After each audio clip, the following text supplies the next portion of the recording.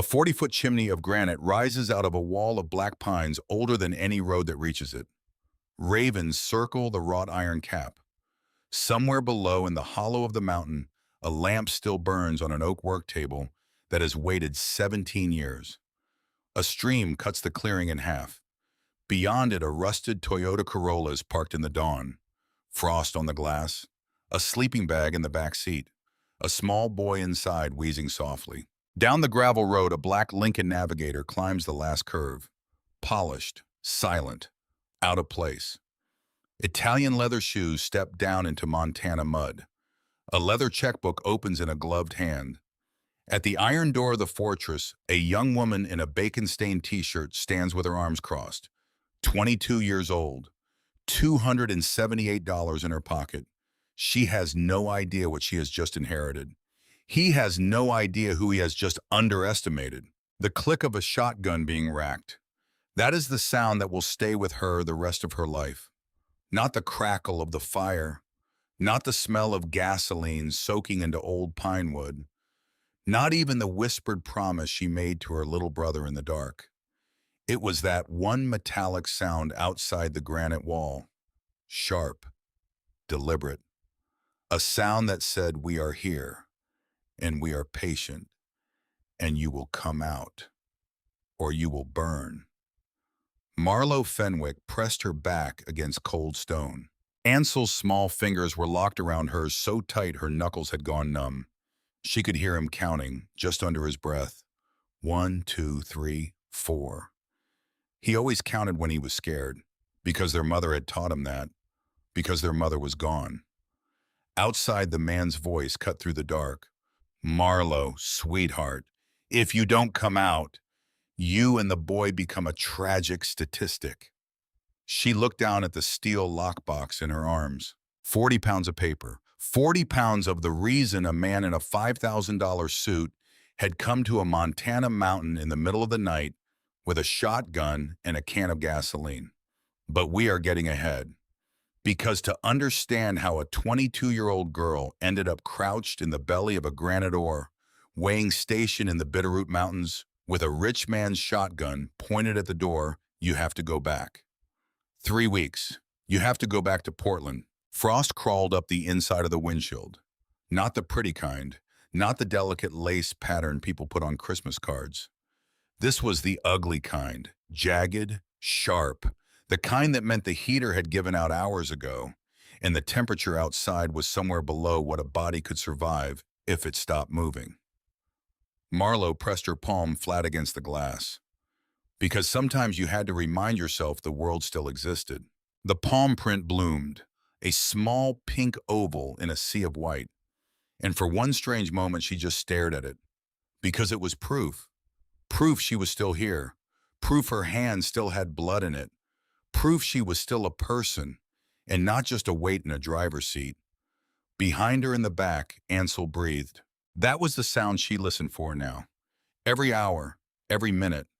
That small wheezy and out of a 6-year-old whose lungs had never quite figured out how to work right, whose ribs pushed against his pajamas when he inhaled, whose exhale came with a whistle at the end. Faint, like a tea kettle 4 rooms away. She counted the breaths. 1, 2, 3. Because if she counted them, they wouldn't stop. That was the deal she had made with herself.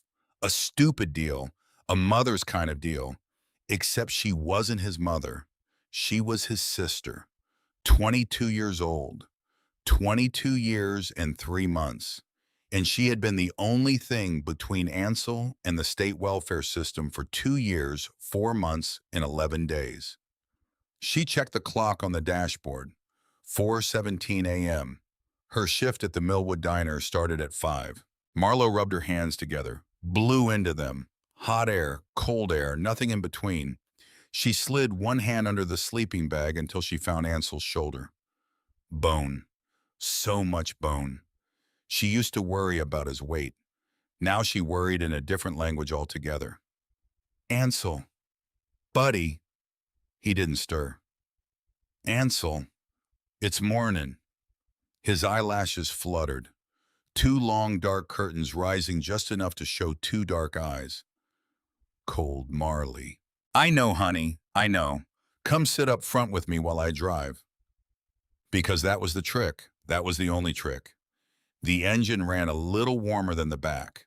Not warm, warmer. And warmer was the whole world when you had nothing else. She lifted him, sleeping bag and all, set him in the passenger seat, reached across and clicked the belt. His head lolled against her arm, small, warm, alive. The Toyota Corolla coughed itself awake. The dashboard lit up in that dim green way old cars do. 92,000 miles, a quarter tank of gas, a check engine light that had been on since March. She had learned to read the car the way a farmer reads the sky. Every sound, every shudder, every little sigh of an engine trying its best. She pulled out of the Walmart parking lot.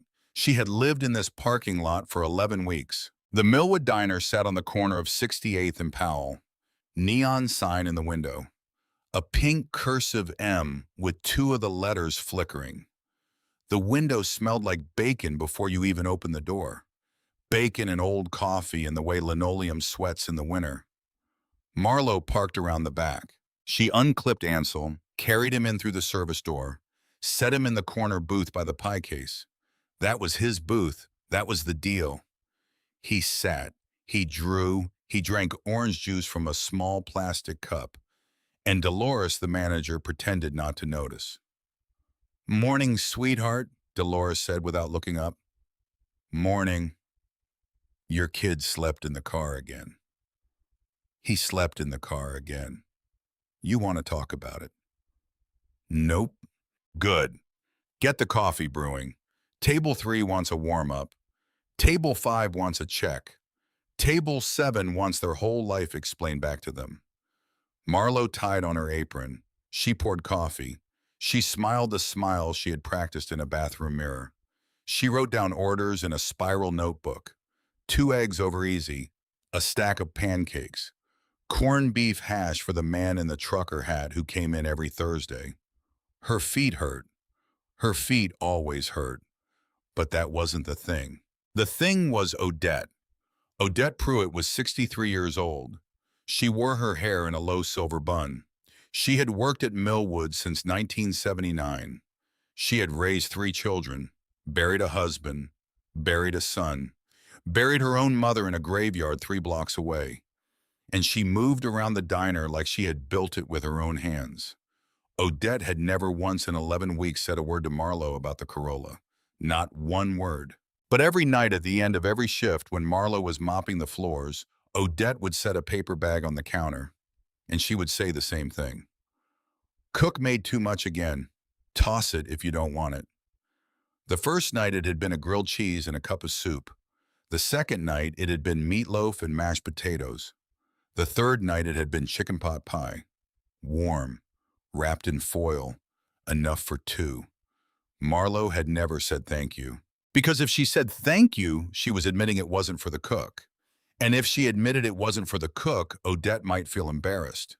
And if Odette felt embarrassed, she might stop. And Marlo couldn't. She couldn't have that food stop. So she took the bag, and she nodded, and Odette nodded back. And that was their whole language. That morning, Odette walked past her at the pie case. She paused. She looked at Ansel curled up asleep on the booth cushion. She looked at Marlo. And she said, "Kid's cough sounds worse." Marlo swallowed. "Yeah. You take him to a doctor." "Not yet." "Marlo." "I said not yet." Odette didn't push. She just walked away. But before her shift ended, when Marlo went to the back office to punch out, there was a small brown envelope on top of her time card. Nothing written on it, just an envelope. Inside was $40 and a slip of paper with the address of a free clinic on Foster Road. Marlo stood there a long time holding that envelope. Because sometimes the kindest people in the world are the ones who never make you look them in the eye when they help you. She tucked the envelope into her bra. She walked out the front door with Ansel on her hip, and she did not cry until she was 2 blocks away. The post office on Mount Baker Boulevard opened at 9. Marlo was standing at the door at 8:58. The Corolla idled in the parking lot. Ansel asleep, doors locked. She could see the car from inside the lobby. She kept the whole car in her line of sight the way a hawk watches its nest. Because if she lost sight of him, if some cop pulled up and noticed a small boy alone in a running car, if child welfare got involved, she could not lose Ansel. She would not lose Ansel. The lobby smelled like paper and pine cleaner. Marlowe walked to box 412, turned the key, opened the door. Usually empty, usually a bill she couldn't pay, usually a piece of junk mail addressed to the occupant. Today. Today there was a yellow slip of paper, certified mail. Marlowe's stomach dropped, because certified mail meant one of three things: a lawsuit, a summons, or a debt collector who had finally figured out where to find her. She walked up to the counter. "Ma'am, I have a slip. Box 412. The clerk behind the counter was a small woman with a name tag that said Peg. She adjusted her glasses. She turned to the shelf behind her. She pulled out a thick cream-colored envelope. She set it down. Marlowe stared at it. The return address was embossed in dark navy ink. Kensington and Royce Associates. Attorneys at law. Helena, Montana. "Sign here, please," Peg said. Marlowe signed with a hand that didn't feel like her own. She walked to the corner of the lobby. She sat down on the wooden bench next to the mail slot. She tore the envelope open right there. Inside was a stack of dense legal paper, and on top a cover letter typed on watermark paper thick as fabric. "Dear Miss Fenwick, we regret to inform you of the passing of your paternal great-uncle, Mr. Ephraim Elias Fenwick of Ravalli County, Montana. As the sole surviving direct blood relative listed in his probate file, you have been named the primary beneficiary of his entire estate." Marlowe's mouth went dry. She read it again. "The primary asset is a parcel of land in a residential structure located in the Bitterroot Valley. Approximate acreage 3.2 acres. The deed is currently held in escrow. You are required to claim it in person within 30 days of this notice. Great-uncle Ephraim." She had met him exactly once. She was 5 years old. Her father had taken her on a road trip somewhere. She didn't remember where. She remembered a man with white hair and blue eyes and hands the size of dinner plates. He had smelled like pine needles and pipe tobacco. He had knelt down in front of her and looked her right in the eye and said, "Little one, you remember your name is Fenwick. You remember that means something. You remember that when you are grown." She had nodded because she was 5, because he was serious, because his eyes were the kindest eyes she had ever seen. And then she had never seen him again. Her father had died 2 years ago in the car with her mother. The uncle had faded like a photograph left out in the sun. Until now. Marlowe stared at the cover letter.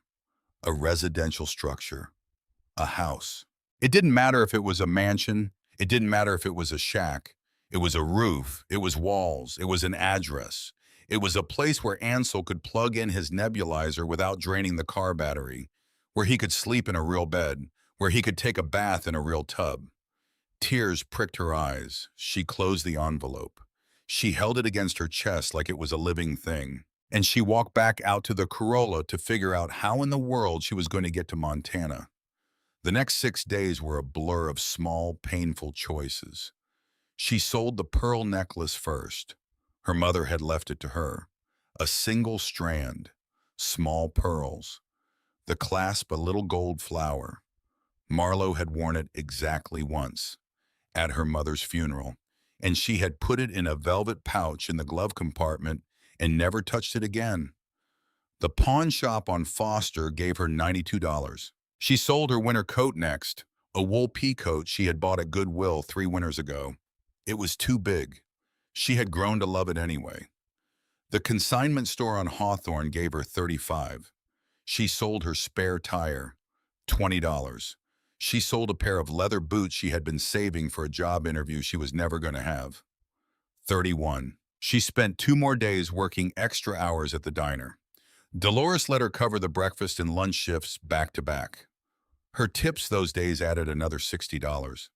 She ate crackers from the pantry so she would not touch a cent of it. She counted the money on the dashboard of the Corolla, $238, plus the 40 from Odette, 278. She looked at Ansel in the passenger seat. He was drawing on the back of a napkin with a broken crayon. A house. He was drawing a house. 2 windows. A red door. A yellow sun in the corner. Ansel, buddy. Yeah, Marley. How would you feel about a road trip? He looked up. To where? To Montana. Where's Montana? East, real far east, through the mountains. He thought about it. He tapped the crayon against his lip. Are there houses there?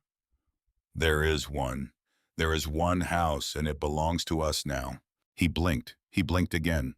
Hours, hours. Hours, hours. Like a real one. Like a real one.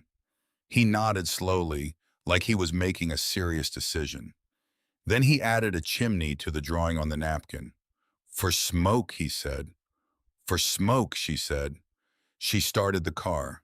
The drive to Montana was 2 days of white knuckles and prayer. The Corolla overheated twice climbing the pass.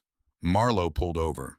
She poured water into the radiator from a jug she had filled at a gas station.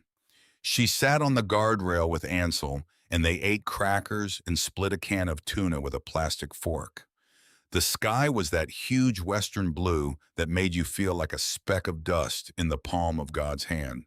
They slept at a rest stop off Interstate 90. They ate breakfast at a truck stop where the coffee was 50 cents, and the waitress gave Ansel a free chocolate milk without being asked. They crossed into Montana in the middle of the afternoon on the second day. Marlo had the letter propped up on the dashboard like a compass. Bitterroot Valley, Ravalli County. GPS coordinates written in the margin in blue ink. The pines got taller, the road got narrower. The last 20 miles was gravel, then dirt, then a track so overgrown that pine branches slapped the windshield on both sides. Ansel had his face pressed against the window. Marley. Yeah, there are so many trees. There are so many trees. Do bears live here? Probably. He thought about that. That's okay, he said. She smiled. Because he was 6. Because that was how 6-year-olds decided things.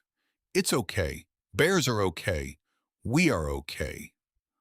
The road ended at a bend in a stream. Marlo stopped the car. She got out. She looked at the coordinates in the letter. She looked at the GPS on the pawn shop phone she had bought for $20. She looked at the woods. The house was supposed to be at the end of this road. There was no house.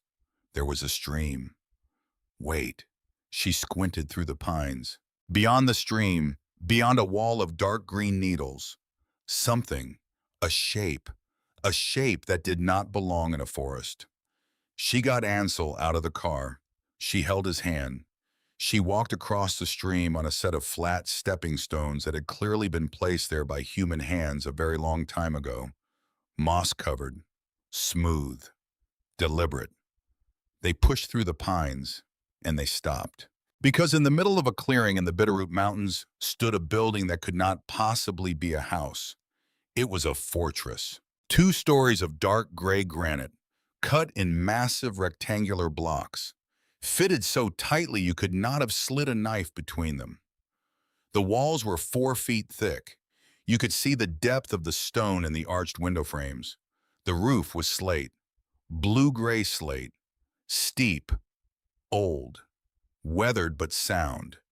And rising up out of the center of that slate roof was a stone chimney, a chimney 40 feet tall. 40 feet. Marlo tilted her head back. She had to tilt it back so far her neck complained. The chimney was built of the same granite as the walls, but tapered as it rose.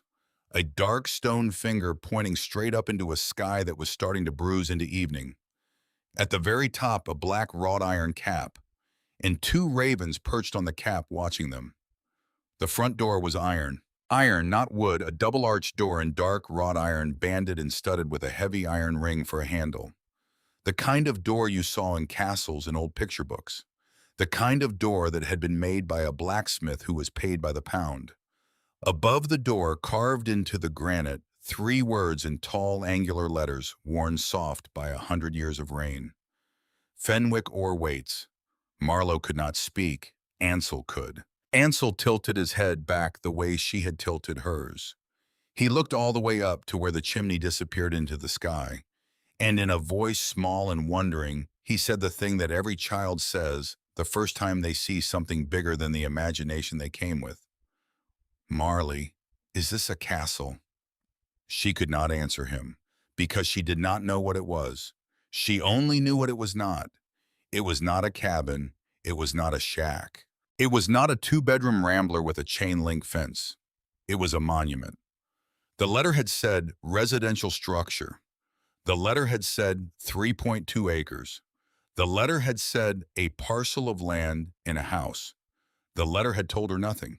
Marlowe walked closer, Ansel's hand tight in hers. The dry pine needles crunched under their feet. She could smell wood smoke that wasn't there. Old wood smoke. Ghost wood smoke. The kind of smell that soaks into a stone building over 100 years and never really leaves. She reached the iron door. She put her hand on the ring. The iron was cold, so cold it burned. She pulled, locked. Of course it was locked. She dug in her pocket for the small brass key that had come inside the envelope. She had turned that key over in her fingers for 2 days. It was old, long-shafted, the kind of key that fit a lock that had never met a modern deadbolt in its life. She slid the key in. She turned it. The mechanism inside the iron door made a sound like something waking up. But she didn't open the door. Not yet. Because the sun was already dropping behind the mountains. Because Ansel was tired. Because they had eaten the last of the crackers 3 hours ago. Because she did not want the first time she stepped into that place to be at nightfall with no flashlight and no plan. She sat down on the granite step. She pulled Ansel into her lap. They looked at the trees. The stars were coming out one by one. Small, hard silver points in a sky that had gone the color of old blueberries. Somewhere up the valley, an owl said the thing owls say. Somewhere down the valley, an elk answered. Marley. Yeah. Is this really ours? She kissed the top of his head. His hair smelled like the shampoo from the free clinic, like the pine needles they were sitting in, like a 6-year-old boy who had come a very long way in a very cold car. It's really ours, she said. He nodded once, and then he fell asleep. She carried him back across the stones. She laid him in the Corolla in the sleeping bag. She locked the doors. She sat in the driver's seat with the letter on her lap, and she watched the fortress across the water as the moon rose behind it. Silver light on gray stone. That 40-foot chimney standing up against the sky like it had been waiting 100 years for someone to come home. She fell asleep with her forehead against the steering wheel. She was awakened by the sound of tires on gravel. Not distant tires, not somebody passing by. Tires stopping. Right there. 20 feet from the Corolla. Marlowe's eyes snapped open. Daylight. Gray daylight. The kind of dawn that hadn't decided whether it wanted to become morning yet. Her breath fogged the glass. Her neck screamed from the angle she had slept in. Behind her, Ansel stirred but didn't wake. She turned her head slowly. A black Lincoln Navigator sat on the gravel by the stream. Enormous, polished, out of place the way a diamond ring is out of place in a bowl of oatmeal. 2 men were getting out. The first was tall and gray-haired, late 50s, a charcoal wool suit, a briefcase in one hand. He was picking his way carefully across the stepping stones, avoiding the moss, holding his shoes above the wet, like a man who did not want mud on his cordovans. The second was younger, 40s, broad-shouldered, dark hair cut expensive, a trench coat that was too clean, Italian leather shoes that were now, whether he wanted them to be or not, ruined by the Montana mud. They came up the path toward the fortress. They saw the Corolla parked in the pines. They stopped. The younger man smiled. Marlowe did not like the smile. It was the smile of a car salesman closing a lease. It was the smile of a fisherman who had just felt the tug on the line. It was the smile of a man who was about to be very kind because being kind was going to cost him nothing and make him a great deal. Marlowe got out of the car. She shut the door softly. She did not let it slam because Ansel was still asleep, because she wanted him asleep, because whatever this was, she wanted him not in it. She stood in front of the Corolla door, her arms crossed, her hair a mess, her jeans still muddy from crossing the stream, her t-shirt from the diner still smelling faintly of bacon grease. She looked 22 years old, which was exactly what she was, and exactly what she counted on them underestimating. "Miss Fenwick," the older man said. He extended a hand. "I'm Alistair Crowder. I'm the executor of your uncle's estate. We spoke briefly on the phone." She did not take the hand. "You didn't mention it was a fortress, Mr. Crowder." He smiled a thin, professional smile. "Miss Fenwick, probate court deals in legal definitions. A structure with walls and a foundation is classified as a residence." "That's not a residence." "Technically it is. Technically I'm the Queen of England." The younger man laughed, a short bark of a laugh, the kind of laugh that was meant to diffuse. "I like her," he said. "I like her already. Miss Fenwick, please. Allow me to introduce myself. Rennick Blackwood. I'm the chief executive of Meridian Extraction Group. We are, among many other things, a land conservation firm operating in the Bitterroot region." "Conservation?" "That's right. Out here. Very much out here." He reached inside his coat. He pulled out a leather checkbook. He clicked open a very expensive pen. His eyes never left hers. "Miss Fenwick, I'm going to be direct with you, because I respect you. And I can see from the road you've had a long journey. That structure behind you is a liability. Do you understand what a liability means?" "I understand what a liability means. It means if a hiker walks onto your property and that roof collapses on him, you are responsible. It means the county is preparing to hit you with abatement fines for the code violations. It means every day you own that thing, it costs you money you do not have." He looked pointedly at the Corolla. Marlowe did not flinch. "But," Rennick said, "but because I like the look of you, because Meridian is in the business of taking on liabilities, I am authorized to write you a check right here, right now." He wrote a number on the check. He tore it out. He held it up between two fingers. $18,000, cash equivalent, on my personal signature. You sign a quit-claim deed with Mr. Crowder here. You get in your car, you drive back to wherever you came from, and you never think about this stone pile again." Marlowe stared at the check. $18,000. It was not real to her. It was not a number. It was a life. It was 6 months of rent on a real apartment. It was a working nebulizer machine. It was a used sedan that started every morning. It was groceries, real groceries, vegetables in a real fridge. It was Ansel getting new sneakers instead of the ones with the toe worn through. It was a bed, a real bed, with sheets that had not been folded up in the trunk of a Toyota Corolla. It was salvation on a slip of paper. Marlowe reached out, and Rennick's smile got bigger. Except her fingers stopped an inch from the check, because something was wrong with the way he was standing. His weight was on his back foot. His jaw was locked. His neck had a vein in it that was not the vein of a man doing someone a favor. It was the vein of a man who was trying very hard not to look like a man who wanted something very badly. Marlowe's eyes flicked to Crowder. The lawyer was not looking at her. He was looking at the ground. He was shifting from one foot to the other. He was avoiding her eye like a man who had been told to stand there and not speak, like a man who knew and did not want to be a part of knowing. She pulled her hand back. Rennick's smile flickered. Just for a second, just for one honest second, she saw the thing under it. Cold, predatory, hungry. I need 24 hours, she said. His jaw tightened. Miss Fenwick, I said 24 hours. You are making a mistake. That's my mistake to make. Do you have any idea what that structure is worth? She raised her chin. Apparently more than $18,000. The silence that followed was the kind of silence that carries a lot of weight. Crowder cleared his throat. A raven called from the top of the chimney. The stream ran on behind them the way streams have run on since streams were invented. Rennick tucked the check back into his coat. He tucked it slowly. He tucked it like he was putting away a weapon he had chosen not to use yet. 24 hours, Miss Fenwick. Very well.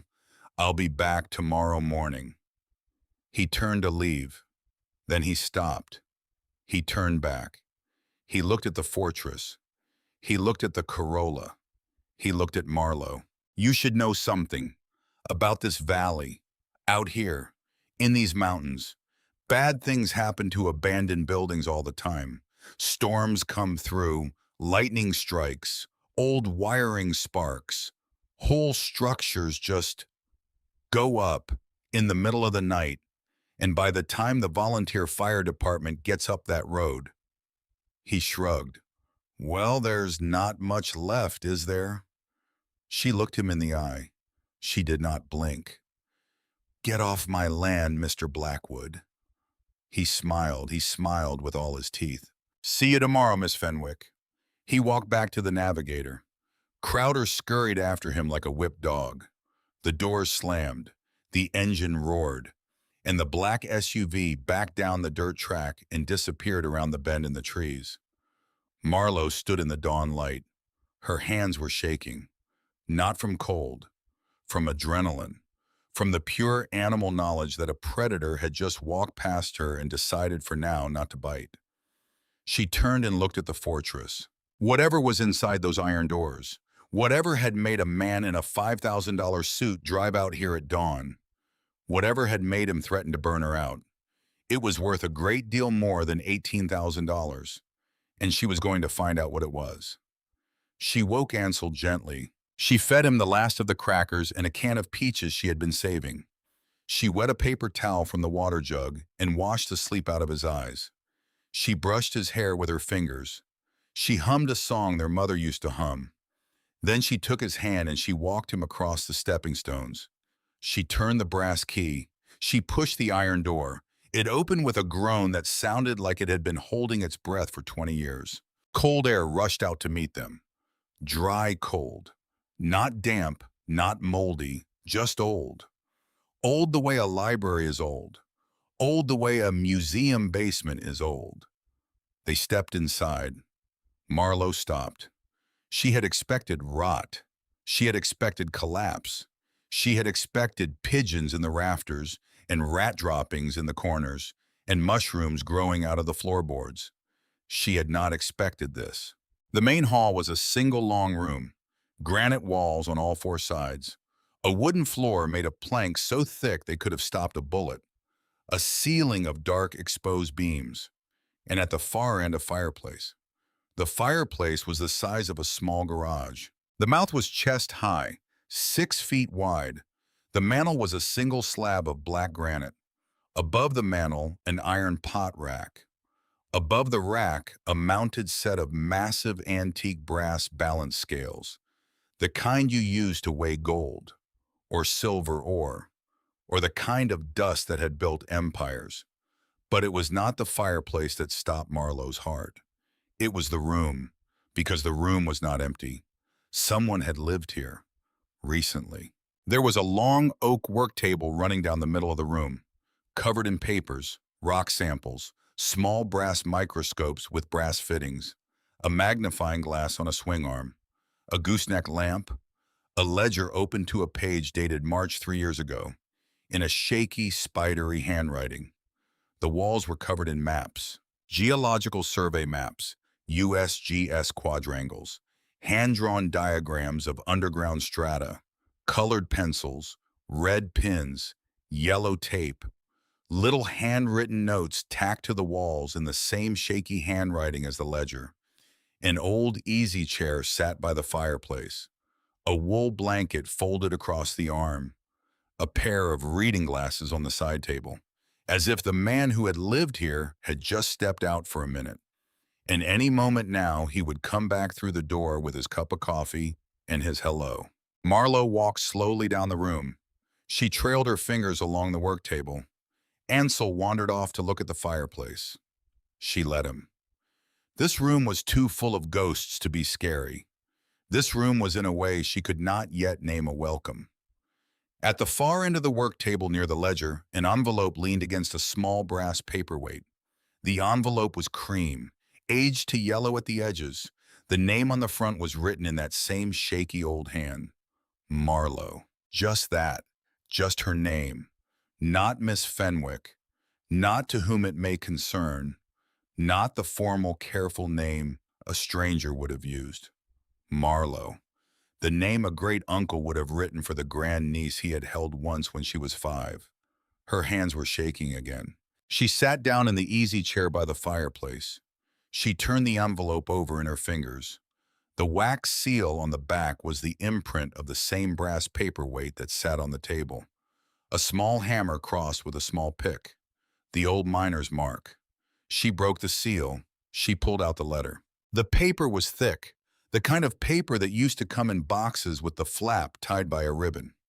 The handwriting filled the page in long, shaky lines that leaned to the right, the way an old man's hand leans when it is tired and cold, and time is running short. My dear Marlo, if you are reading this, then I am dead, and you have finally come home. She swallowed. She read on. I have been waiting for you for 17 years. I have watched you from a distance. I have known the day you were born, and the day your father died, and the day your brother was born, though I never met him. I have known where you slept and where you worked, and how thin you had grown. I know a great deal more than I should, and I have never come to you, and I owe you an explanation for that. I did not come to you because they were watching me. Marlo's breath caught. They? Who was they? What did that mean? Why did an old man in the mountains have people watching him? She read on. There are men in this valley who have wanted this land for 20 years. They tried to buy it from me. They tried to threaten it out of me. They tried to trick me out of it with paperwork that would have made your head spin. And when none of that worked, they made it very clear to me that anyone I loved would be vulnerable. I could not bring you to me, because if I brought you close, they would use you against me. So I stayed away. So I watched. So I waited. And I made sure that when the day came, and it has come, you would have everything you needed to burn them to the ground. Marlo's hands were trembling so hard she could barely hold the page. Under the floorboards by the hearth, there is a stone. It looks like all the others. It is not. Lift it. Below the stone there is a box. The box has a lock. The lock has a combination. The combination is your birthday plus your brother's. Yes, I know when he was born. Do not be afraid. It was your mother who told me, long before she died. She wrote me letters. She told me everything. She wanted you to have this. She wanted him to have this. And there is one more thing I need to tell you, and I am sorry, my dear, that I am the one who has to tell you. Marlo's eyes stopped. She knew what was coming, the way an animal knows a storm is coming, the way a mother knows the fever has broken, the way a young woman who has lost everything already knows there is one more piece left to lose. Your parents did not die in an accident. The car did not slide off the road. The brakes did not fail. Someone made sure of that. I am so sorry, my dear. I am so sorry it took me this long to say it. I am so sorry I could not say it while I was still living. Ephraim. Marlo stared at the letter. She did not cry. She did not scream. She did not move. She just stared at the shaky handwriting of an old man she had met exactly once when she was 5 years old. An old man who had watched her from the mountains for 17 years, who had known what her parents' death actually was, who had waited to tell her until he was dead and safely beyond the reach of the people who had been watching him. Outside the arched windows of the ore-weighing station, the wind moved through the pines. A raven called from somewhere on the roof. Ansel was kneeling by the enormous fireplace, running his small hand over the granite of the hearthstones. He looked up at her. Marley. She could not answer him. Marley, this stone is wobbly. She turned her head, very slowly. Ansel was pointing at one of the flat granite stones set into the floor at the base of the fireplace. It was the same size and color and shape as all the others. But under the pressure of a 6-year-old boy's small hand, it had shifted just barely with a soft, hollow sound. Marlo stood up. The letter was still in her hand. Somewhere down the mountain, a man in a $5,000 suit was driving back to civilization to make his phone calls. Somewhere in this valley, a story that had been hidden for 17 years was about to be told. Somewhere in her chest, a girl who had been sleeping in a Toyota Corolla in a Walmart parking lot was becoming something else. She crossed the room to the fireplace. She knelt down beside her little brother. She put her hand on the wobbly stone. The stone was heavier than it looked. Marlo worked her fingers under the edge. She pulled. Nothing. She adjusted her grip. She pulled again. Her arms shook. The granite lifted maybe 1/4 of an inch, then dropped back with a soft, dead thud. Marley. I got it, buddy, I got it. You don't got it. I got it.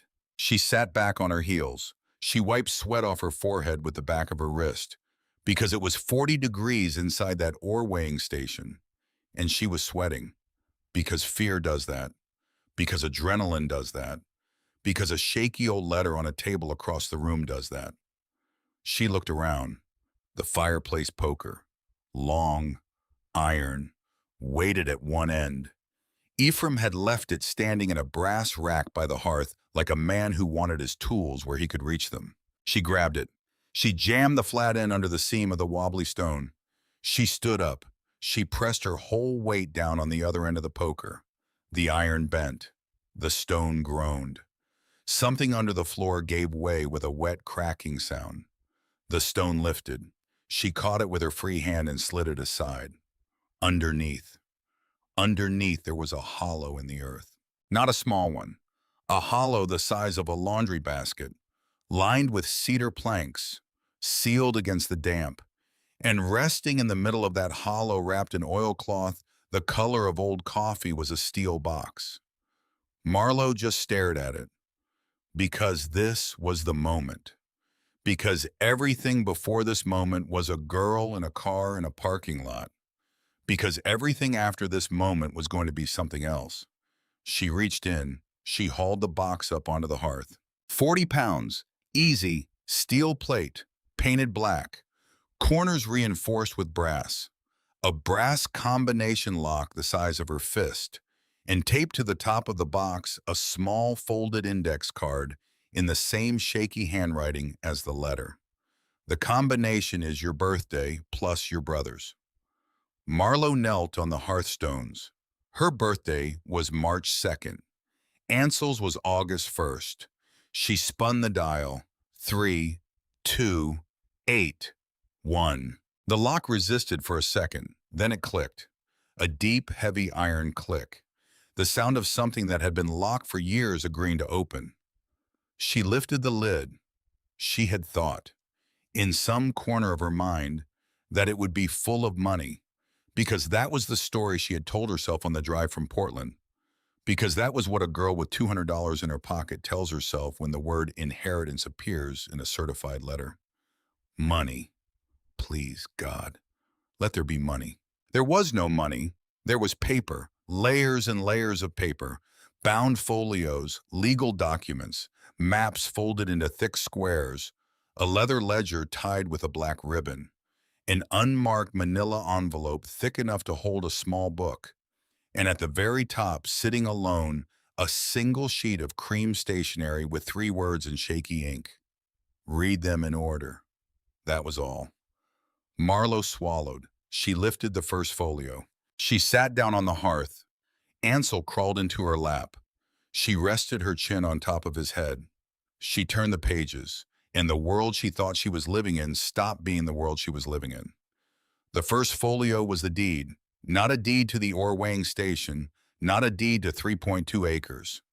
A federal mineral rights patent, original document, sealed, dated 1912, reissued by a federal judge in 1994, signed by Ephraim Fenwick. The patent granted the holder of said document the exclusive, unchallengeable subsurface mineral rights to 12,000 acres.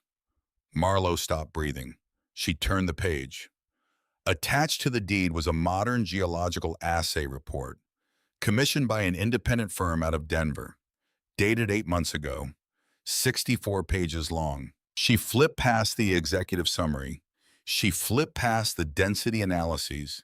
She flipped past the strata charts and the ground-penetrating radar maps and the drill core samples. She stopped on page 58. Estimated recoverable subsurface deposits. Lithium, ultra-high grade. Palladium, ultra-high grade. Estimated gross baseline extraction value at current market pricing, $310 million. Marlowe read that number 3 times. Then she looked down at Ansel. Ansel was chewing on a corner of his shirt sleeve. He was looking at the fire that was not lit. He was 6 years old and he was thinking about lunch. $310 million. She could not fit those words into her mouth. She did not try. She turned to the second folio. Because Ephraim had said read them in order. Because he had known what he was doing. Because whatever came next was going to be worse. The second folio was labeled Meridian Extraction Group. Internal correspondence. Redacted copies. She flipped it open. The first page was a chemical assay report from a laboratory in Salt Lake City, dated 7 years ago. The header identified the samples as being drawn from an abandoned mine tailings pond. Location coordinates, 12 miles southeast of the Fenwick property, just outside a town called Cottonwood Bend. The chemicals listed in the samples were unfamiliar to her. Long names, heavy metals, radioactive isotopes. But she understood the numbers next to them. Numbers well above any federal safety threshold printed at the bottom of the page. Underneath the assay, someone had stapled a printed email chain. The sender was Rennick Blackwood, Chief Executive Officer, Meridian Extraction Group. The recipient was someone named as Compliance. The subject line read Cottonwood Pond Stability Review. Marlowe skimmed it. Then she read it again slowly, because the words on the page did not make sense the first time. Rennick Blackwood was asking Compliance to authorize continued dumping into the Cottonwood Pond. Compliance was warning him that groundwater migration would be inevitable, that within 5 to 7 years, the wells within a 3-mile radius of Cottonwood Bend would show measurable contamination, that within 10 years, they would exceed federal safety limits. Compliance had recommended in writing halting all dumping and initiating full remediation. Rennick had replied in a single line, Cottonwood is 100 people in mobile homes. Continue operations. We will handle any consequences. Marlowe put the folio down. She sat very still, because a small, ugly thing had crawled up inside her chest. Because Cottonwood Bend was 12 miles from where she was sitting. Because 100 people in mobile homes had been drinking that water for 7 years. Because Rennick Blackwood, the man who had stood in her yard yesterday morning offering her $18,000 for a fortress in the pines, had signed his name to a paragraph that read like a death sentence for children he had never bothered to name. She turned to the third folio.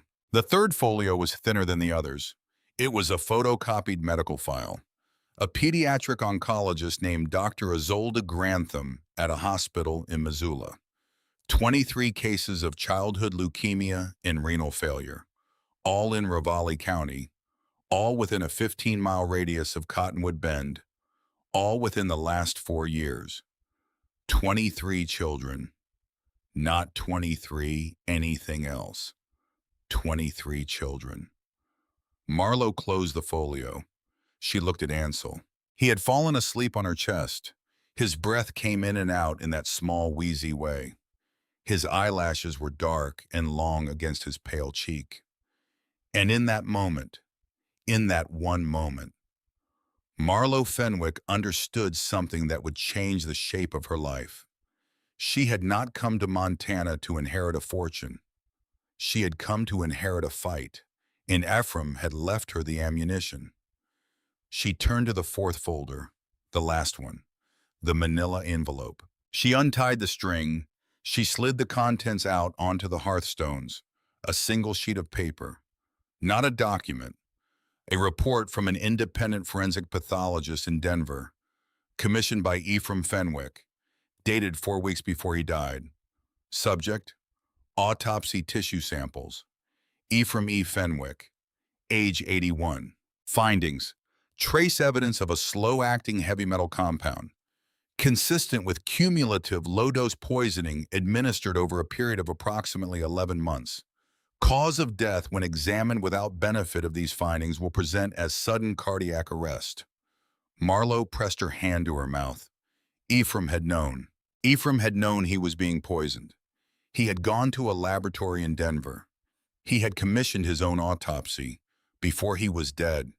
He had known he was going to die. He had known who was killing him. He had put the evidence in a steel box and left it under a wobbly stone, waiting for the 22-year-old grandniece he had watched from a distance for 17 years, waiting for her to be strong enough to pick it up. She lifted Ansel gently off her lap and set him on the wool blanket by the hearth. He mumbled something in his sleep. She tucked the blanket around him. She stood up. Her knees were shaking. She walked back to the work table. She picked up Ephraim's letter. She read the closing lines again. "I am so sorry, my dear." Marlo did not cry. Marlo got very quiet. Marlo got the kind of quiet that a young woman gets when she stops being a girl and starts being something else. When she stops being the person the world happened to and starts being the person who is going to happen back. She walked to the fireplace. She looked up the length of the granite chimney. 40 feet of dark stone, steady, waiting, 113 years old. She whispered up into the chimney. "I hear you, Uncle." The chimney did not answer. But somewhere on the roof, a raven called. She spent the rest of the afternoon reading. Everything, every page, every ledger, every email chain, every geological map, every drill core assay, every photograph of every tailings pond, every internal meridian memo Ephraim had somehow over years quietly copied and hidden. By 4 o'clock, she had a picture. Meridian Extraction Group was not just poisoning Cottonwood Bend. Meridian Extraction Group had spent 7 years dumping radioactive slurry into an abandoned mine pond. When Ephraim, an old geologist with a claim across the valley, had noticed the well water on his own property changing color, he had started testing. He had started asking questions. He had started documenting. Meridian had noticed him noticing. They had come to him with an offer. He had refused. They had come with a bigger offer. He had refused. They had come with threats. He had told them to go to hell. And then slowly, over 11 months, someone had begun putting the poison in his coffee. But Ephraim had known. Because Ephraim was an old miner. Because old miners can taste heavy metals on their tongues the way old sailors can taste a storm on the wind. He had let them keep poisoning him. He had let them think it was working. And in that final year of his life, he had used the time they gave him to build a case that could not be broken. Marlo closed the last folio. She stood up. Outside the arched windows, the sun had begun to slide behind the ridge. The light on the granite walls was the color of a good fire, the kind of gold that only shows up an hour before the day is done. Ansel stirred on the hearth blanket. "Marley." "Yeah, buddy. I'm hungry." She smiled. Because a 6-year-old who is hungry is a 6-year-old who is alive. "Come on, let's get in the car. Let's go find some food." Cottonwood Bend was 12 miles down the 2-lane blacktop. Marlo drove slowly, because the Corolla did not like curves, because Ansel was still half asleep in the passenger seat, because she needed the time to think, because you cannot walk into a town full of poisoned children and be in a hurry. She had left the steel box hidden, not under the wobbly stone. That was the first place anyone would look. She had wrapped it in the oilcloth and buried it under a pile of split firewood in the small woodshed behind the ore weighing station. She had smoothed the wood pile so that no one would know it had been moved, because Rennick had said tomorrow morning. But Marlowe had already learned, twice now, that men like Rennick did not keep their timelines. Cottonwood Bend was one street, a gas station, a feed store, a diner with a hand-painted sign that said "Eat," two churches, a double-wide that had been converted into a post office, and a row of small houses on a hillside above a creek that was the wrong color of green. Marlowe parked in front of the diner. She looked at Ansel. "Buddy, I need you to be brave for me for a little while." "How brave?" "Bigger boy brave." "Okay." They walked inside. The diner smelled like coffee and pot roast, and the kind of clean that a woman keeps up because she has kept it up for 40 years, and stopping now would feel like giving up. 6 booths, a counter with 4 stools, a pie case with 2 slices left of what looked like lemon meringue. An older woman behind the counter looked up. She was maybe 65, silver hair pinned back, a blue apron, blue eyes with the kind of tiredness in them that was not from lack of sleep, deeper than that. "Sit anywhere, sweetheart," she said. Marlowe slid into the corner booth, Ansel across from her. She picked up the menu, $2 for eggs, $3.50 for pancakes. She could afford both, barely. The waitress came over with 2 glasses of water. "You passing through?" "I don't know yet." Cryptic. "Sorry, long day." The woman's eyes softened. "You want the special, meatloaf. Comes with mashed and green beans. Kid gets a grilled cheese and a chocolate milk on the house. You don't have to." "I do have to. It's my diner, my rules." Marlowe smiled just a little. "Thank you. What's your name, honey?" "Marlowe." The woman went still, just for a second, just long enough for Marlowe to notice. "Marlowe what?" "Marlowe Fenwick." The woman set the water glasses down very carefully, like they were made of eggshell. She reached into her apron pocket. She pulled out a small hand towel. She wiped her hands on it. She wiped them a second time. She did not need to wipe them at all. "Fenwick," she said. "Yes, ma'am." "You Ephraim's girl." "His grandniece." The woman closed her eyes. She closed them for a long moment. When she opened them, they were shining. "I'm Odalis," she said. "Odalis Ferncroft. I own this diner since 1978. Your uncle came in every Wednesday for 41 years. Marlowe did not know what to say. Odalis slid into the booth beside Ansel. She looked at his small face. She looked at his wheezy little breathing. She looked at his tired eyes. "How old are you, sugar?" 6. "You a good boy." "I try." "That's all any of us can do, honey." She patted his hand. Then she turned back to Marlowe, and her voice dropped. And what was in her voice was so soft and so raw and so private that Marlowe had to lean in to hear. "Your uncle told me you were coming." "He did. About 3 years ago, sat right here where you're sitting, drinking a cup of coffee. And he looked me in the eye, and he said, 'Odalis, there is a girl, and when she gets here, you take care of her, and you tell her nothing until she asks. And when she asks, you tell her everything.'" Marlowe's throat was tight. "He said that." "He said exactly that. He also said there was a man in the sheriff's office we could trust when the time came. He said his name once and made me promise to remember it. Ward," he said, "just Ward. Not the deputies, not anyone under him, just Ward." Marlowe filed the name away. She said nothing. She just nodded slowly. Odalis reached across the table. She took Marlowe's hand.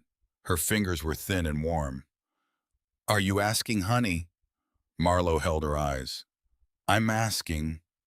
Odalise nodded. And then she began to talk. She told Marlo about her granddaughter Vespera, 9 years old, leukemia, died 14 months ago in a hospice room in Missoula. She told her about the Kessler boy who lived 3 houses down, 6 years old, kidney failure, now on a transplant list. She told her about the Weatherall twins, 7 and 7, both diagnosed within 6 months of each other. She told her about 8 funerals in 4 years, about mothers who did not sleep, about fathers who drank, about a town of 100 people who all knew something was wrong with the water, but who could not afford lawyers and could not afford tests and could not afford to move. She told her about the letters Ephraim had written to the state, the letters that came back with polite denials. She told her about the tests Ephraim had paid for with his own money, the test that had shown poison in the wells. She told her about the town meeting where Ephraim had stood up with his shaky old miner's hands and read out the numbers, and how a company representative had followed him home that night, and how 3 weeks later Ephraim had started drinking his coffee out of a thermos he brought from home. By the end, Odalis was not crying. Marlo was not crying. They just sat there, 2 women, one old, one young, holding hands across a booth table in a diner in a town that a rich man had decided was disposable. Ansel was eating a grilled cheese sandwich. He did not know what he was in the middle of. Marlo leaned across the table. Odalise. Yes, honey. I have the papers. Odalise froze. What papers? All of them. His papers, the assays, the Meridian memos, the pathologist, everything. Odalise pressed both hands flat on the table, as if to steady herself, as if her hands were the only thing keeping her sitting upright. Where? Hidden. Good girl. I don't know what to do next. Odalis looked at her a long moment. Then she took Marlo's face in her hands, the way a grandmother does, the way a woman who has buried people does when she looks at the face of someone she has decided to keep alive. You do the next right thing, sweetheart. That's all. You do the next right thing, and then you do the one after it. Marlo nodded. She paid the bill. She left a tip that was more than she could afford. She hugged Odalis longer than she had hugged anyone since her mother's funeral. Then she carried Ansel back to the Corolla and drove up the mountain to a fortress that 113 years ago someone had built out of granite in a valley full of ravens. Because the next right thing was to go back to Ephraim's house. Because Ephraim's house was where the evidence was. Because Ephraim's house was where the danger was. Because the next right thing does not always mean the safe thing. Marlo drove the last mile of the gravel road with her jaw locked. She parked the Corolla at the edge of the stream. She lifted Ansel out and set him down. She held his hand and she walked him across the stepping stones. The ore-weighing station stood in the evening light. The 40-foot chimney threw a long shadow across the clearing. The iron door was as she had left it, locked with the brass key. But when she got closer, her breath caught. Fresh tire tracks. In the mud. On her side of the stream. Not her tracks. Not the Corolla. Wider tires. Heavier vehicle. She spun around slowly. The clearing was empty. The pines were still. Someone had been here. While she was at Odalis's. Someone had walked around her building. Someone had tried the iron door. Someone had gone around back to the woodshed. Marlo felt the blood leave her face. She left Ansel by the stepping stones. She told him to sit and count clouds. She walked around back to the woodshed. She pulled off the top 4 logs. The steel box was still there, under the 5th log, wrapped in the oilcloth, untouched. She let out a breath she had not known she was holding. Whoever had been here had not found it. But they had been looking. She gathered Ansel. She walked back to the front of the building. She turned the brass key in the iron door. She pulled it open. She hurried them both inside. She dropped the iron bar across the inside of the door. Because Ephraim had left an iron bar. Because Ephraim had known the day would come. Marlowe leaned her forehead against the cool metal of the door. She breathed. Behind her, Ansel was already curled up on the hearth blanket. He was talking to a small rock he had picked up outside.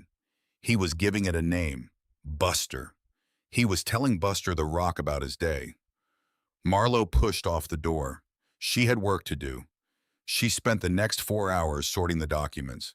She made 3 piles. The first pile was the mineral rights patent, the chain of title, the independent assay, anything that proved she owned the land and the value of what was under it.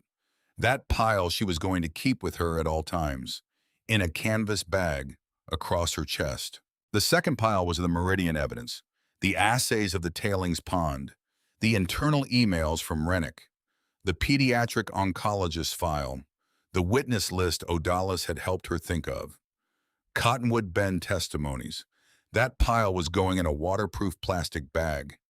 Ephraim had left plenty, and she was going to hide it in a second location tonight. The third pile was Ephraim's pathologist report, the proof that he had been murdered. That was going to go into a small metal tin. She was going to bury the tin, because if anything happened to her, that report needed to survive. She worked in silence. The gooseneck lamp on the work table threw a small circle of yellow light. Ansel slept on the hearth, his breath in and out, in and out. At midnight, she carried the plastic bag out to the woodshed. She dug a hole behind the shed. She lined it with oilcloth. She put the plastic bag inside. She covered it. She stacked chopped wood over the disturbed earth. She stood back and studied her work in the moonlight. Good. Then she buried the tin under the third pine tree from the northeast corner of the woodshed, where Ephraim had drawn a small chip in the bark with his knife 3 years ago. She had noticed the chip when she was gathering wood. She had understood it then. He had left her a map. By the time she came back inside, she was shaking with cold. She locked the iron bar back into place. She lay down beside Ansel on the hearth blanket. She pulled him against her chest. She listened to his breathing. In, out, in, out. She closed her eyes. Just for a minute, just for a minute, just for a... The sound woke her. Not a knock, not a shout. The sound of tires, multiple sets, heavy vehicles rolling to a stop on gravel outside the ore weighing station.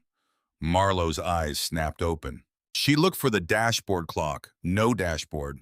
She was not in the car. She was in Ephraim's house. She was on the hearth blanket. Ansel was tucked against her ribs. The gooseneck lamp was still on. The fire was cold. The night beyond the arched windows was black. Then a beam of headlights sliced through the gap in one of the boarded-up windows. And another. And a man's voice, Rennick's voice, confident, amused, cruel in the way of a man who has decided he no longer needs to pretend. "Miss Fenwick, rise and shine." Marlowe pushed herself up on her elbow. Ansel stirred. "Marley. Shh, shh, baby, shh." She scooped him up. She pulled the wool blanket tight around him. She carried him to the back of the room behind the work table into the deep shadow where the fireplace stones curved out from the wall and made a little alcove. "Don't make a sound. Not one sound." "Okay." He nodded, because a child can smell fear on the person he loves. Outside, more doors slammed. 2 vehicles, maybe 3. The unmistakable crunch of at least 4 sets of boots on gravel. And then faint but perfectly clear in the cold night air, the sound she would never in her life forget. The metallic clack of a shotgun being racked. "Miss Fenwick, I know you're in there. Your rusted-out little wagon is still down by the stream." Marlowe crept to the arched window on the north wall. She peered through a crack in the plywood. Rennick Blackwood stood in the clearing in a long, dark coat. Beside him, 3 men she did not recognize. One holding a shotgun, one holding what looked like a jerry can, one with a length of rope. Behind them, 2 vehicles, the black Navigator and a beige pickup with a dent in the fender. Rennick looked at the ore weighing station. He smiled the way a man smiles at a house before he burns it down. "I told you, sweetheart. I told you bad things happen out here. To buildings, to people, To little boys who cannot stop coughing, Marlowe's blood went cold. He knew about Ansel. Of course he knew. He had watched her for days. He had known where she came from. He had known that she was traveling with a wheezy 6-year-old. Because Rennick Blackwood had done his homework. Because Rennick Blackwood was going to make sure that this time, the rusted Corolla and the little boy inside it did not leave the mountain. "Boys," Rennick said, his voice easy, "douse it." The man with the jerry can walked up onto the granite step at the front door. He unscrewed the cap. He started pouring gasoline in a wide circle around the base of the iron door and up the wooden window frames. The smell rushed in through the gaps in the plywood. Sharp, chemical, the smell that comes right before the smell of fire. Marlowe's brain went into a place it had never been before. Because a person can panic, or a person can think, and a young woman who had spent 2 years figuring out how to keep a 6-year-old alive on nothing can decide to think. She crept back to Ansel. She knelt in front of him. She put her hand on his cheek. "Baby, listen to me. Listen to my voice. There is a game we are going to play, and the game is very, very important, and you have to do exactly what I say. Okay? Okay. We are going to be like ghosts, and ghosts do not make any sound, and ghosts move very, very fast, and ghosts always, always, always follow their sister. Okay? Okay." She grabbed the canvas bag with the mineral rights patent. She slung it across her chest. She grabbed the fireplace poker. She grabbed Ansel by the hand. The front was blocked. The Corolla was gone as an escape option. There was one door out of this building that they had not seen, because Ephraim had known this day would come. 2 nights before, she had noticed something odd about the back wall of the fireplace alcove, a section of stone that did not match the rest. That was mortared a slightly different color, that when she had pressed on it, had given just a little. She dragged Ansel to the alcove. She pressed her shoulder to the granite. She pushed. The wall groaned. Then it moved. A door hidden in the stone, 2 feet wide, 4 feet tall, cut so cleverly into the granite pattern that from 6 inches away you would not know it was there. Swinging inward on iron hinges that Ephraim had oiled recently. Beyond the door, darkness, a tunnel, sloping down, cut through the granite bedrock, lined with old cedar timbers, the kind of tunnel a mining engineer would build for himself if he thought someone might one day try to burn his house down around him. "Marley! I know, buddy, I know." Behind her outside, Rennick's voice rose. "What was that? I heard something. Light it. Light it now." The whoosh of accelerated fire. Orange light flashed against the granite walls. The smell of gasoline replaced by the smell of things burning. Marlowe scooped Ansel up. She stepped through the hidden door. She reached back and pulled it closed behind her. The click of iron sealing. The darkness swallowed them. She fumbled in her pocket for the small flashlight Ephraim had left in the drawer of the work table. She had put it in her pocket earlier half unconsciously, the way you put your keys in your pocket when you are getting ready to leave a place you may not be coming back to. She clicked it on. The narrow beam lit up a sloping tunnel that ran down into the mountain. The air smelled of cold earth and copper and 113 years of quiet.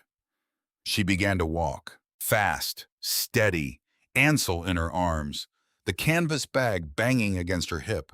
Behind her, dimly muffled by 4 feet of granite, she could hear the fire beginning to feed on the wooden window frames and the oak beams and the century-old floorboards of the only home her family had ever owned. Somewhere above her, somewhere in the burning building, was the fireplace with the wobbly stone, the work table with Ephraim's ledger, the easy chair with the wool blanket, the 40-foot granite chimney. She did not look back. Marlowe Fenwick walked into the darkness under the mountain. Ansel wrapped his arms around her neck.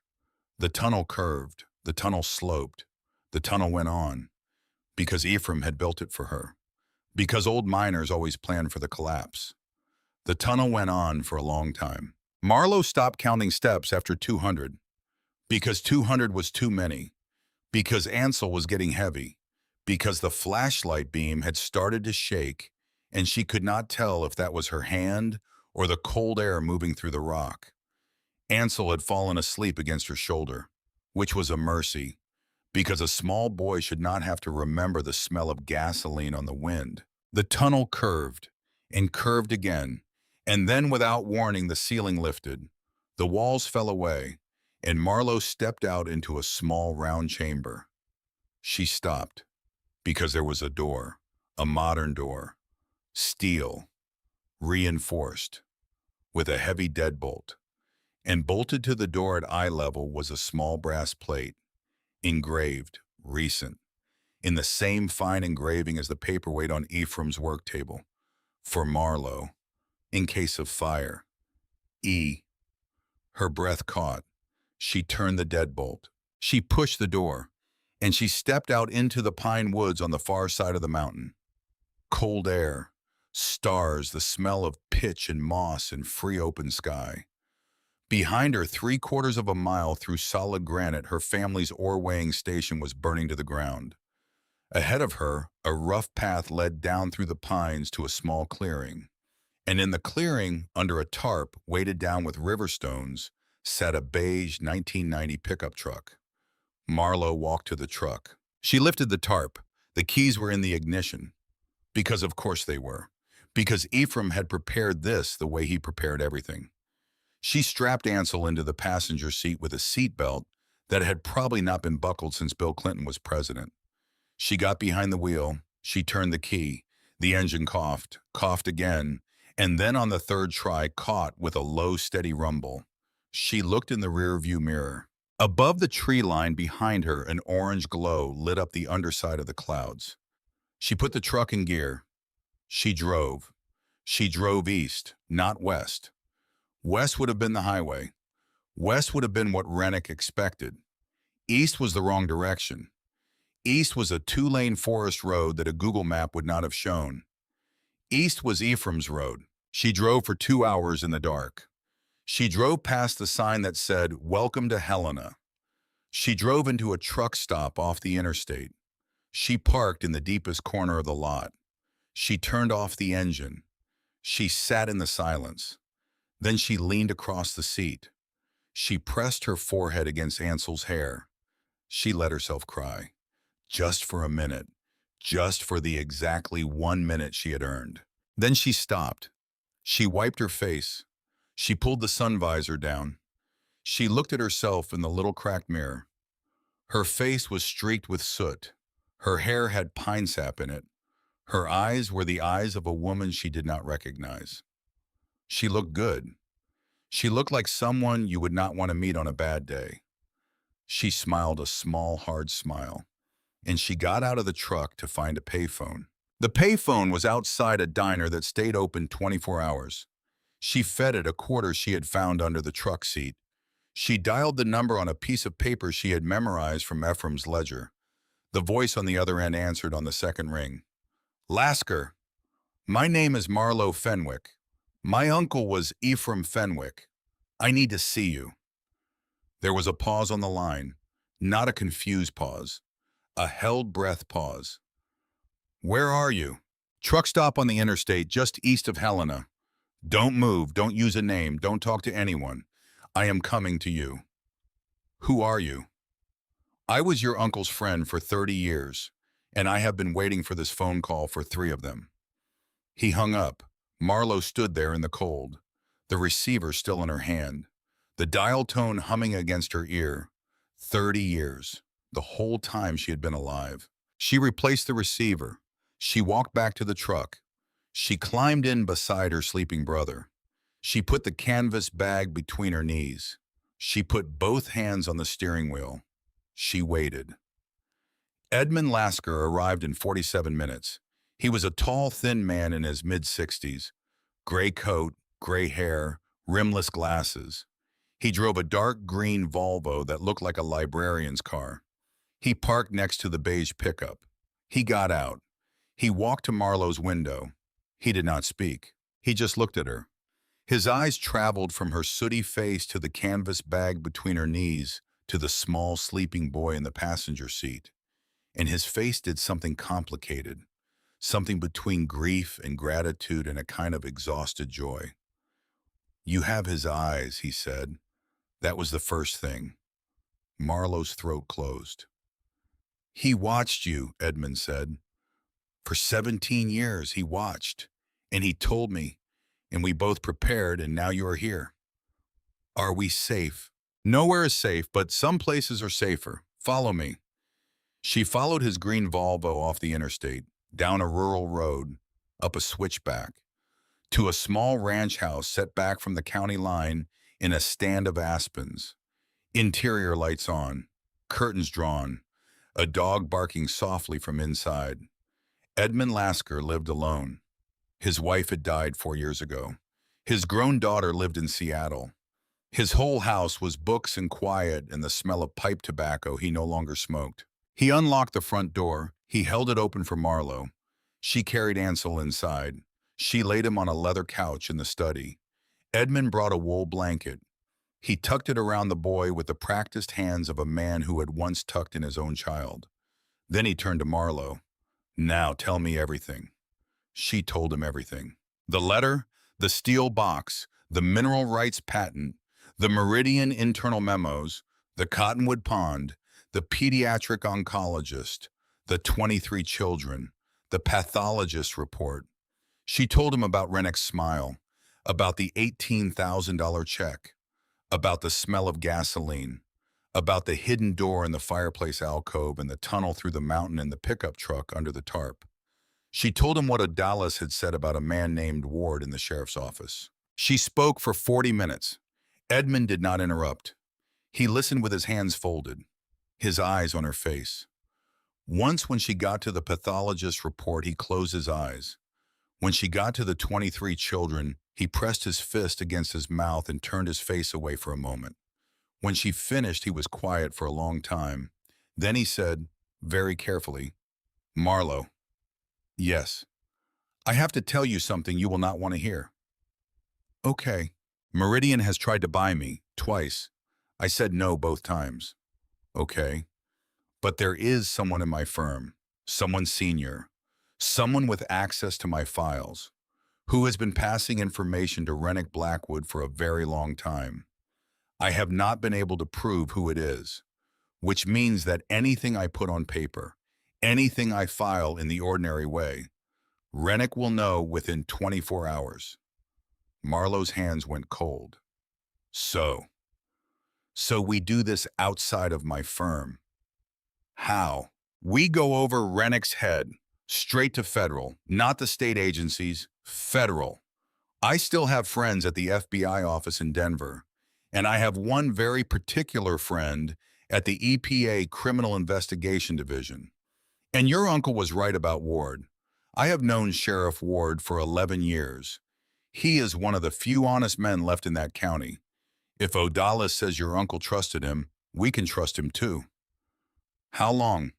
"To get them here, 6 hours. To do this properly, 12 days. 12 days.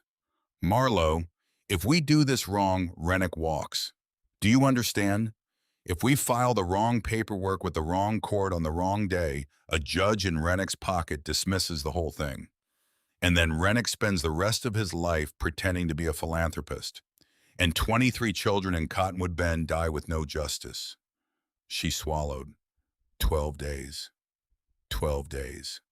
She looked at Ansel on the couch. She looked at Edmund. She looked at the canvas bag with the mineral rights patent. She nodded once. 12 days. What do I do?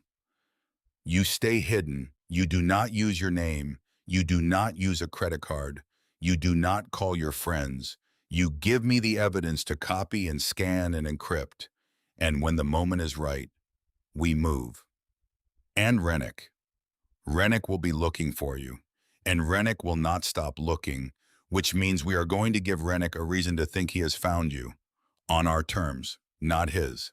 Marlowe smiled a very small, very hard smile. Bait. Bait. Me. You. She held his eyes. Good.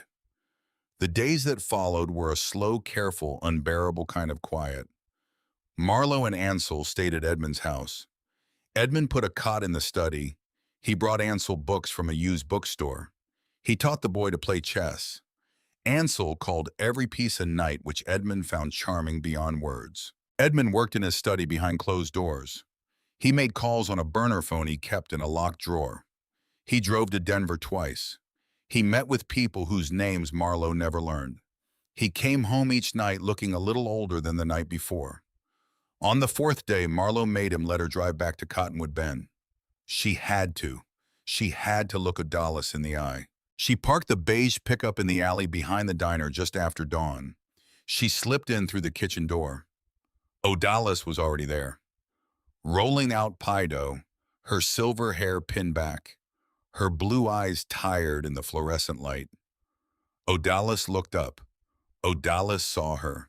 Odalis set the rolling pin down very carefully, and she crossed the kitchen in 3 steps, and she wrapped Marlowe up in her flour-dusted apron, and she held her the way a grandmother holds someone she was not sure she would see again. "You are alive. I'm alive. The building burned. The building burned. The papers didn't." Odalis pulled back. She held Marlowe's face in both hands. "You have them. All of them. All of them." Odalis closed her eyes. She said nothing for a moment. Then she said, very quietly, "What do you need from me?" "I need Cottonwood. When it's time. I need every family who lost a child to be ready to speak. They will speak. They will speak on the record.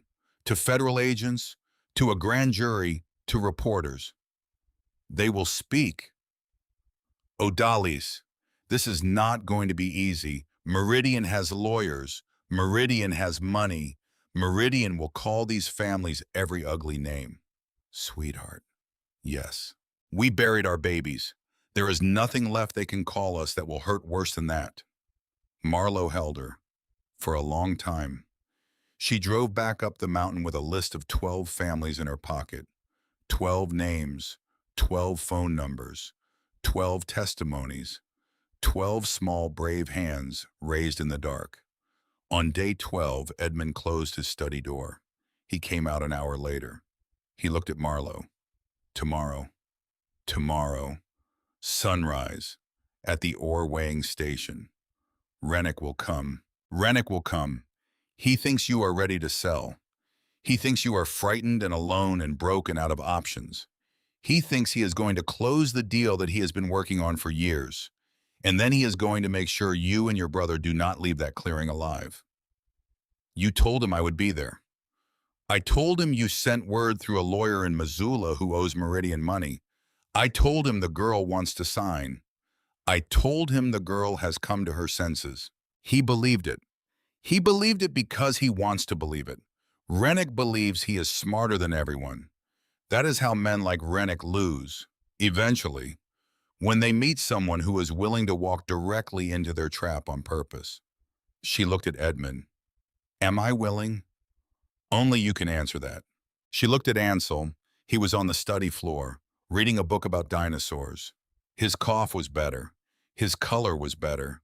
He looked like a boy again, not like a burden, not like a wheeze, like a boy. She turned back to Edmund. "Tomorrow." Ida Halloran arrived that night. She was 50 years old, silver and black hair cut short, a tan canvas jacket, boots that had walked a lot of contaminated ground in her life. She was former EPA, now a special consultant to the FBI Criminal Division, and she had known Ephraim Fenwick since 1994. She sat at Edmund's kitchen table. She drank her coffee black. She looked at Marlowe. "I am going to ask you one question, and I want a true answer. If the answer is no, we call this off and we find another way. Are you afraid?" Marlowe held her eyes. "Yes."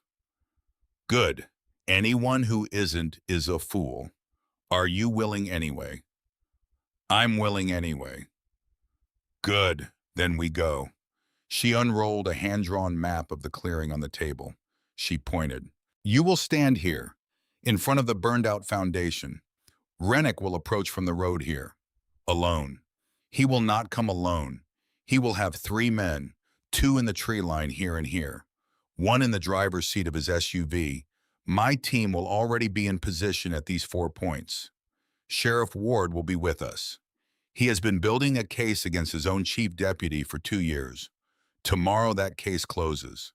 If Rennick draws a weapon, if he raises his voice above a certain threshold, if he takes 1 step closer to you than the 12-foot line I am about to draw in the dirt, my team moves. Understood. You wear a wire, a very small wire, inside the collar of your jacket. Rennick has to say enough on tape to sink himself. The mineral fraud, the tailings pond, the poisoning of your uncle, all 3. All 3. He will try to be careful. I will make him not careful. Ida smiled a slow, appreciating smile. You are Ephraim's blood, aren't you? Marlowe smiled back. I am. Dawn. The clearing. Marlowe stood in front of the blackened foundation of the ore weighing station. The main structure had burned. The wooden floors, the oak beams, the roof of blue-gray slate had collapsed inward. But the granite walls still stood, 4 feet thick, blackened by smoke, rising 12 feet on all 4 sides. And behind them, still reaching up toward the sky, unmoved, undamaged, unshaken, the 40-foot granite chimney.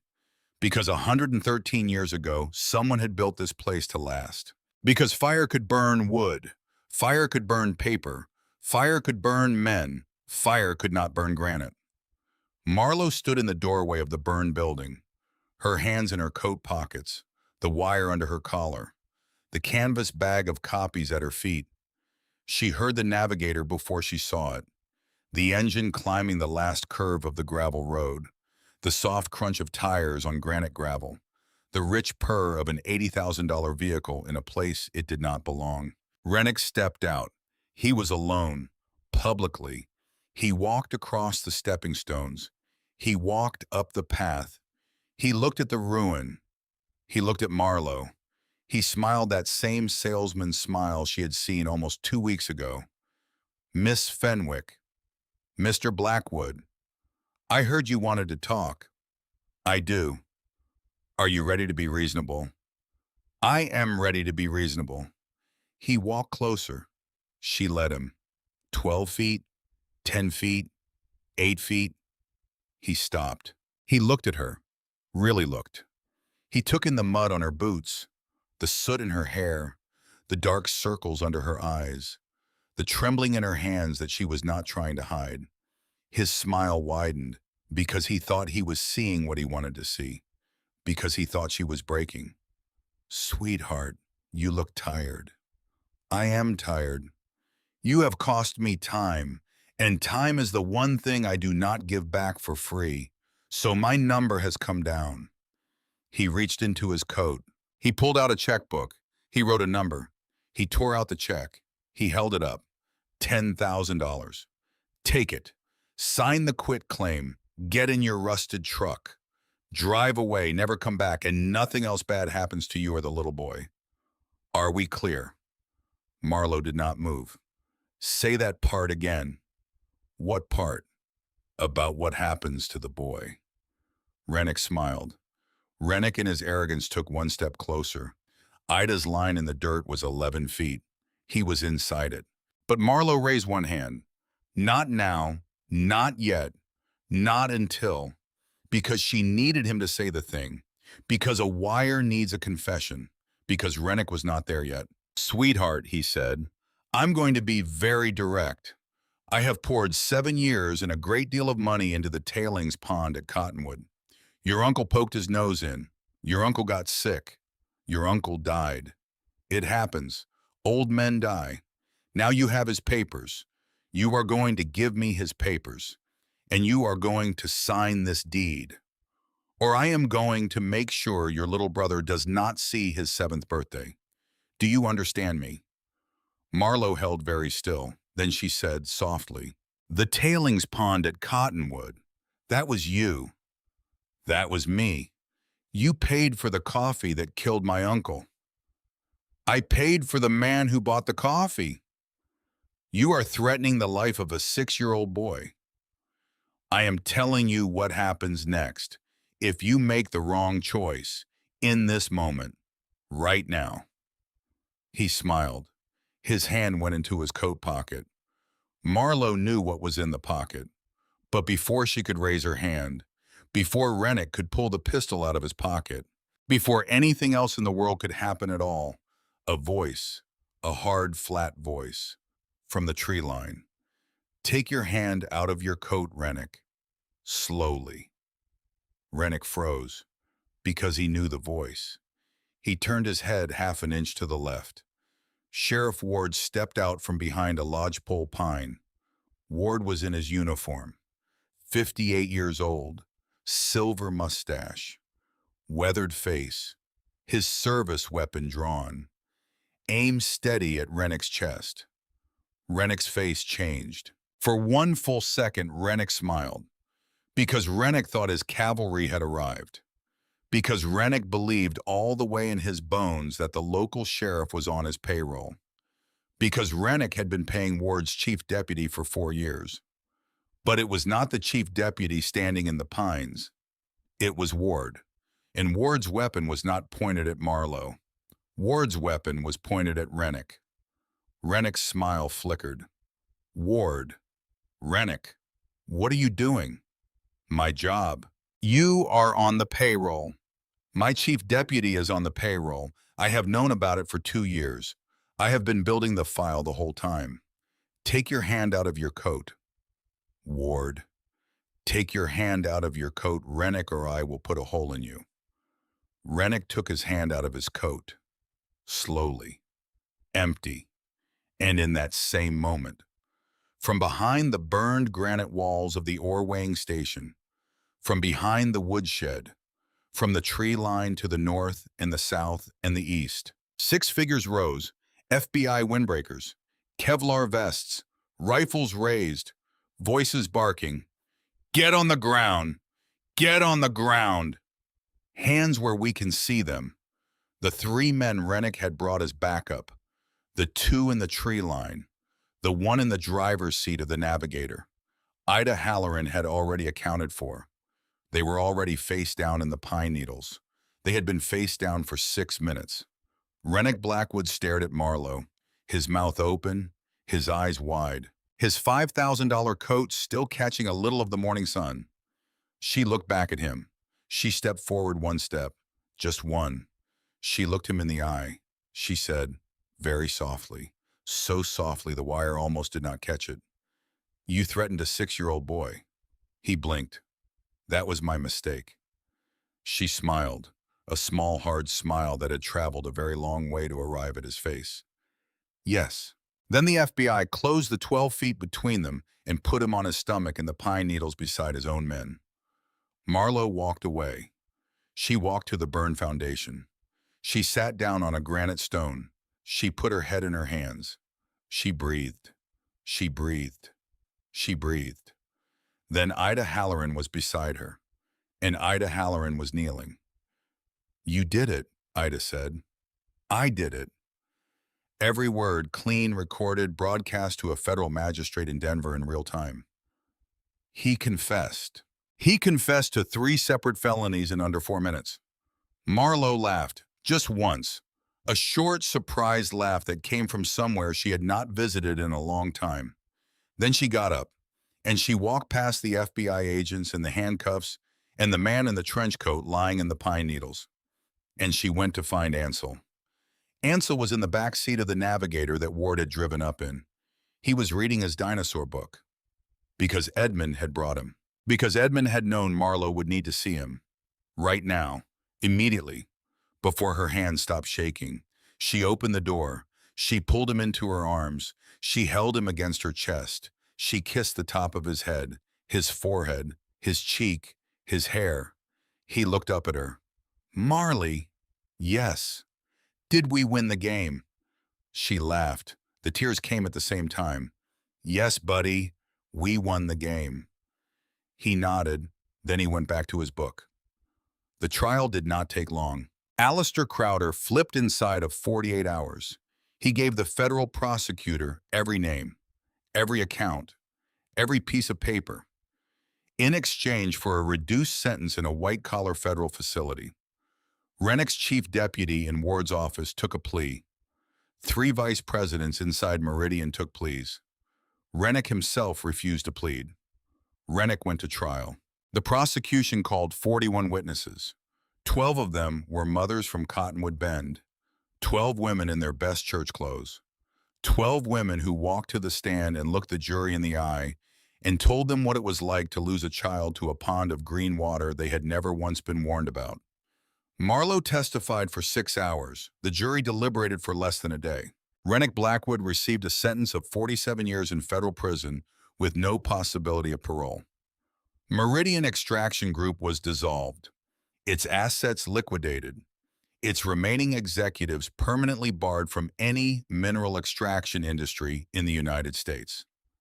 And Marlowe did not sell.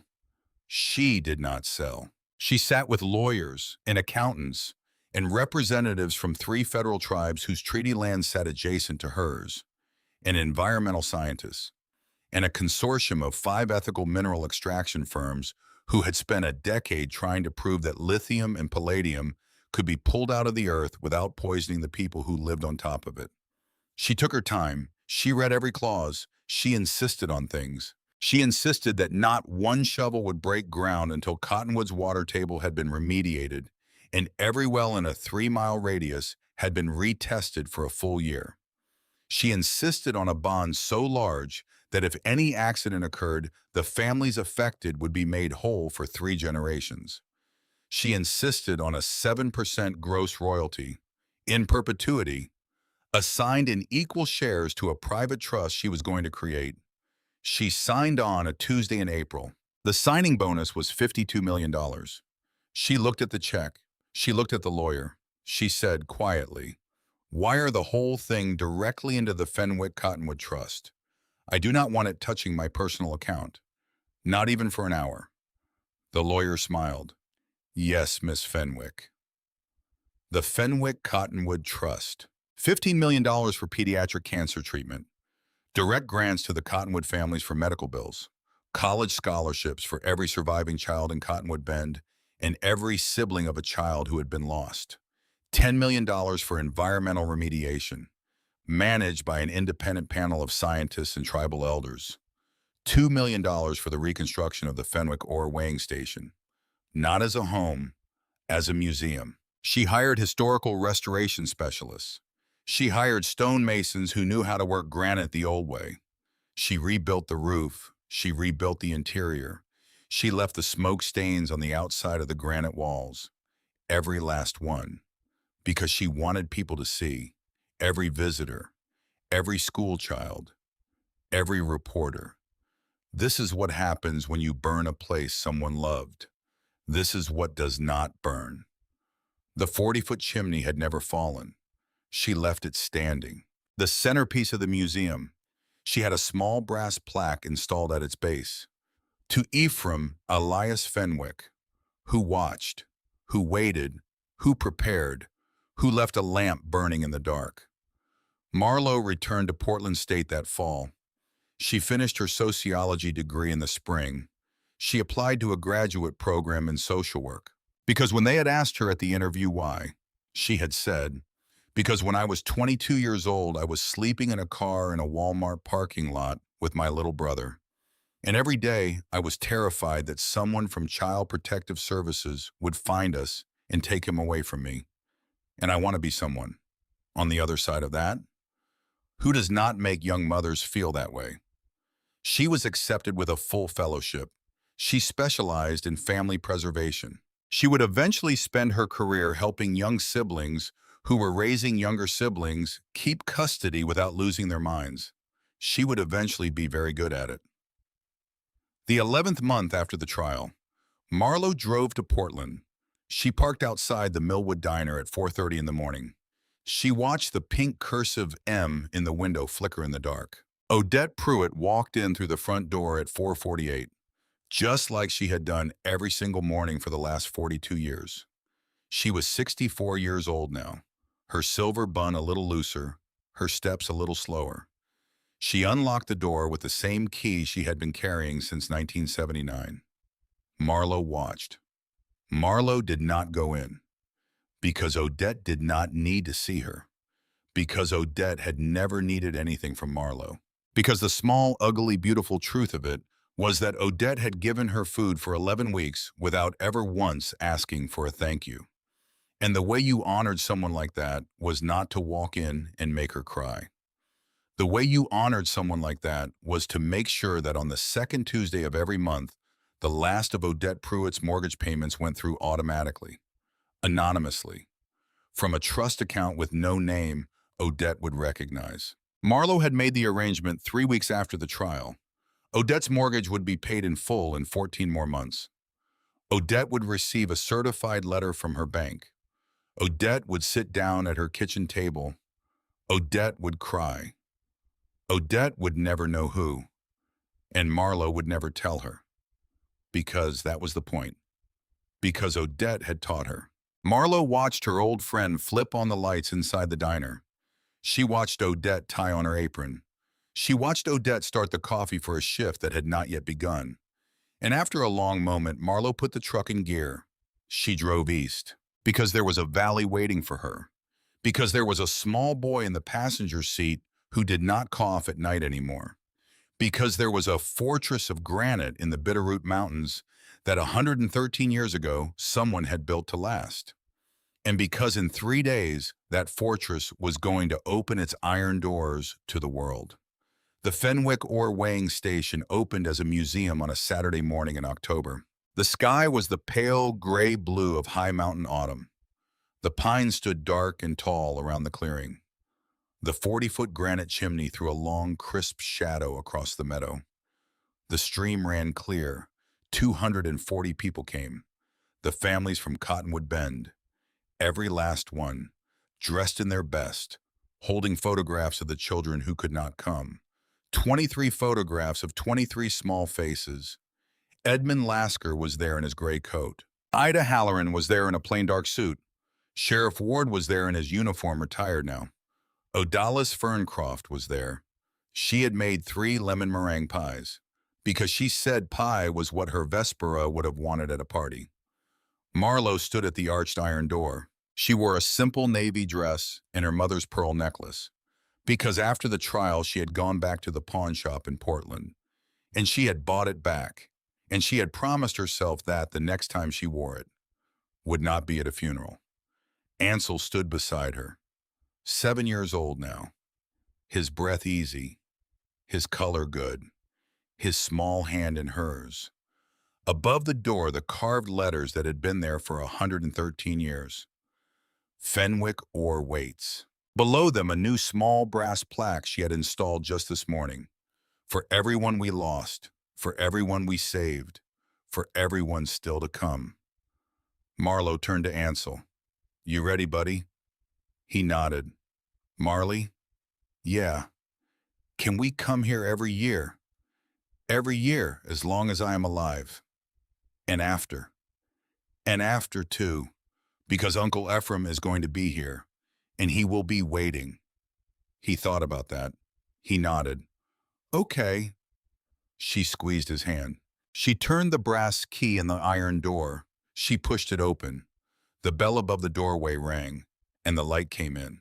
The morning light streamed across the granite floor and lit up 113 years of a family's history. The old work table, the brass balance scales, the gooseneck lamp, Ephraim's easy chair with the wool blanket folded across the arm, his portrait on the wall above the mantel, a young man in a miner's cap, then an older man in an old man's cap, then the last portrait, the old man at 80, eyes blue as glacier ice, a small, quiet smile, as if he had known all along exactly how this would end. Marlo put her hand on the frame. She whispered up to the chimney, I heard you, Uncle. And Marlo Fenwick, 23 years old now, once a homeless girl in a Toyota Corolla, now a young woman who had rebuilt a burned granite fortress in the Bitterroot Mountains as a monument to the people the world had tried to forget, took her little brother's hand, and she walked into the light.